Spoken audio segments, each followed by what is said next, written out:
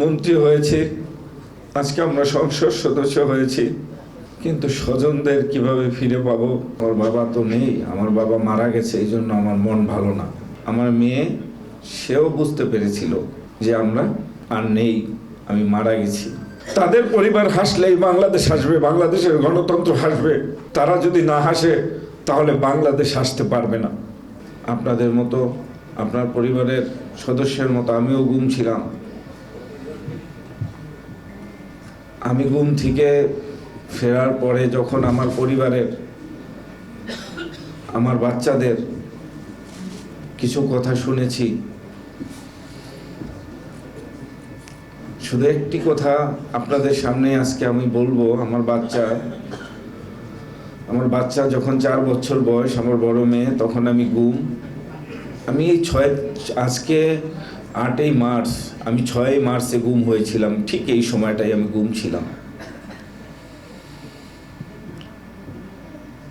আমার মেয়ে পাশের বাসার একটা বাচ্চা খেলতে আসছেন, তাকে খেলার জন্য ডাকছেন, বলছেন যে তুমি চলো আমরা খেলি। সে বলছে না, আমি খেলবো না।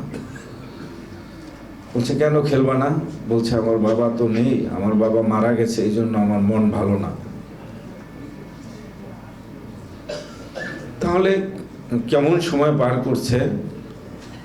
4 বছরের আমার মেয়ে, সেও বুঝতে পেরেছিল যে আমরা আর নেই, আমি মারা গেছি। আজকে সেই সময়টা ছিল 4 মাসের, আমার সন্তানদের জন্য, আমার পরিবারের জন্য। আর যাদের পরিবারের আজকে 14 বছর হলো, 12 বছর হলো, 10 বছর হলো, তাদের সময়টা কেমন কাটছে, কিভাবে কাটছে তাদের সময়, সেটা আমরা কিছুটা হলেও উপলব্ধি করি। কিভাবে সান্ত্বনা দিবে দল, কিভাবে সান্ত্বনা দিবে দলের প্রধান, কিভাবে সান্ত্বনা দিব আমরা?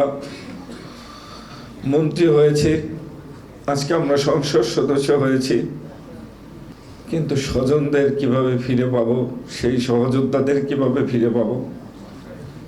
তাদের পরিবারের যে ব্যথা, তাদের পরিবারের যে কষ্ট, সেটা আমরা কিভাবে দূর করব?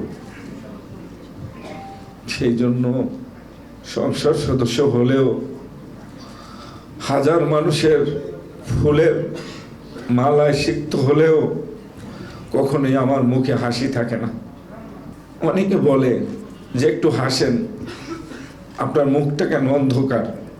সত্যি, যখন এরকম একটা ভালো সময়, ভালো একটা অনুষ্ঠানে আমি যাই, মানুষ আমাকে সম্বর্ধনা দেয়, তখন আমার মুখটা অন্ধকার থাকে।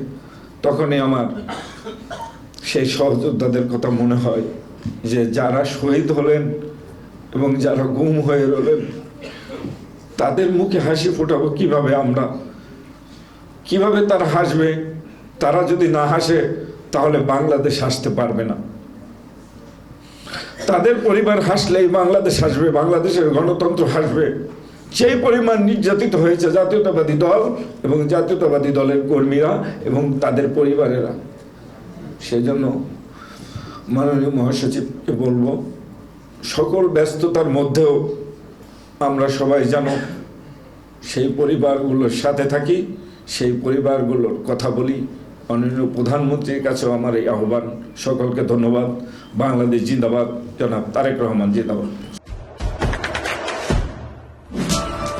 দেশে দেশে সবার সাথে দ্য নিউজ।